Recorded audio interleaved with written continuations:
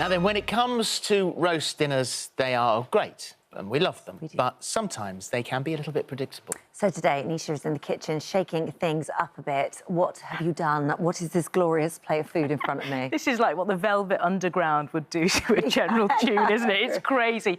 But this is how Indians would eat their roast dinner, Holly. I've got so much that I want to gallop through with you today. Go for it. Right, so we're going to roast a leg of lamb. Yep. And we're going to create, so it's like a tandoori leg of lamb.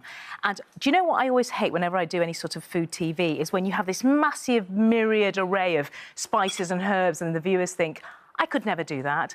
And I really want to just show everyone how simple this is and why different things go into this marinade. So let's get a marinade on for the lamb.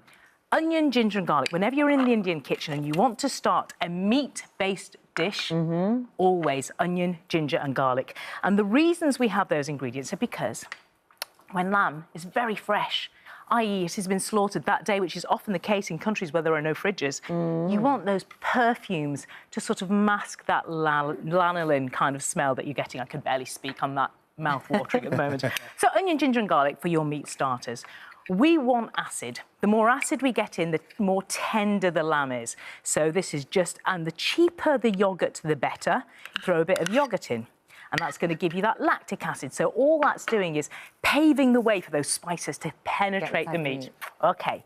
Right, so onion, ginger, garlic, and then we've got our yoghurt. Now, we're going to put a bit of oil in here because I'm going to smother this lamb in this. If you can leave it overnight in the fridge, even better. If not, get it straight in the oven. But that's going to make it almost, the oil makes it like a moisturiser for your face.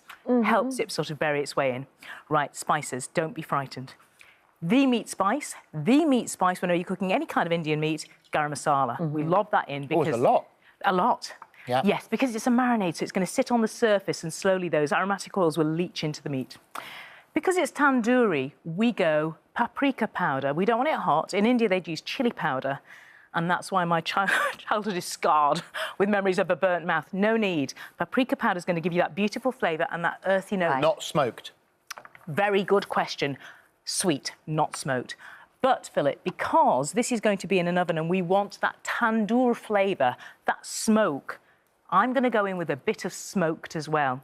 Oh. So this is really important. There are two types of paprika. There's a sweet normal paprika, which doesn't give you any smoky flavour. But if you want something to taste instantly barbecued, smoked paprika, it is heavenly. It's a really Spanish, Moorish ingredient, but instantly you're getting that smell of smoke in. OK, so that's why we've got the two red powders in. Do not be afraid. This is a really important one. This is fenugreek powder. Fenugreek goes right into the endorphins. 90% of what fenugreek does to you is on your nose, not your mouth. The smell that you're getting from that, this thing that, you know, completely makes your soft furnishings irreparably odorous, is fenugreek. The reason my hair in hair and makeup, honestly, was offensive, fenugreek. But it's delicious and it makes things instantly smell of curry house. Last ingredient, you can use this if you want to, but I just want to explain it. Cumin powder. Whenever you want more punch to your food, you put cumin powder in. That gives you more of a curry smell without chilli. All right, so now... Marinade. Yes. You could put on any meat. Absolutely on any meat. You could put this on cauliflower, on butternut squash. You could put it on halloumi. It would be delicious. So I'm going to blitz this, and we get this paste, and then what we do is slather that. Can you hear me over this? Can you hear me over there? Slather this onto my meat. OK. And then we are done. So that's pretty much done for this because I want to talk roasties to you. It's an incredible flavour. Do you like it, really? Oh, like, I swear, insane. I'm so happy at the moment. You're so... That's amazing. Do you know, I'm really... Oh, gosh, I'm so passionate about this dish because it is... You know, we're getting into winter and I love that because this is when Indian food really comes into its own, which is crazy because it's the food from a hot country, but this is warming flavours. Right, so you slather that on the meat and you're talking about, what, 2.5 hours till it's falling off the bone, 160. Roast potatoes to change your life. Can I talk to you about this? Yes, please. So how long... I'm going to put that on there. Can I leave it overnight on there? You can leave it overnight or you could get it straight in. You could leave that for 2 days. Oh, my word, you could leave that for 2 days. And just tell me the cooking again. So the about 150, 160. Yeah. 2.5 hours. Right. So slow. And I tent it over. And what I usually do is put a bit of water in the bottom of the dish just to let it sort of poach. Roast potatoes, turmeric. In olive oil. In olive oil. These are so healthy. You could even use an air fryer to cook these. brown sugar. So you want about a teaspoon of brown sugar, a little bit of salt, that fenugreek powder that is going to change your life, balsam, and a bit of garlic, OK? These are, to me, the best potatoes I've ever tasted. And the reason I add these ingredients is because when you roast potatoes, you know, you're always looking for those ones that look a bit like that. Well, the crispy bits, they're all like that. Yeah, so you are getting that instant, delicious crunch. What we do with the fenugreek and the garlic and the turmeric. Turmeric is a root, so when it's ground down, it brings alive other root vegetables in a really interesting and unique way. It's kind of something synergistic about potatoes and turmeric. I just love the way it's gone all the way through. Yeah, that's when you know it's sucked in all the flavour. Yeah. Phil, do you know what's amazing about these? So I'm just tossing them in cold oil. So you're not doing that sort of dance towards A&E with boiling fat, yeah?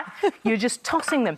You could leave those for 24 hours in the fridge, and then you could roast them the next day, and they're even better, or air fry them the next day, they're even better. And they were boiled to just beginning to get flaky. Exactly. Yeah. You could boil them to flake and then just eat it with a spoon, which is how I... That's been done in your house, hasn't it? Yes, it really has. I want the bits in the bottom. But that's what's wonderful. This is quite a healthy take on roast potatoes, but not just healthy, but utterly delicious, because you're getting all of those things you seek from a potato naturally, the sweet, the salt, etc. So there you go, roast dinner. I haven't had time to carve it, but I hope you're enjoying it. Oh, my goodness. It's amazing. This is so delicious. Bradley's on the other side of the studio with a bit of... Oh, you've got some? These spuds are lovely, aren't they? Good spuds? Yeah. Have you tried the lamb, Brad? No, not yet, mate. They're lovely, aren't they? They're cracking. You tuck in. I can't believe I've ended up coming on there having a load of spuds for me breakfast. It made my day. It's midday, you're fine. It's midday. I've only just got up. Thank you. That was lovely. It's stunning. Really I'm stunning. keeping this for my lunch. Definitely No gonna one do touch that. it. Smart. For all the details of today's recipe and more delicious ideas from our This Morning chefs, head to the free This Morning app.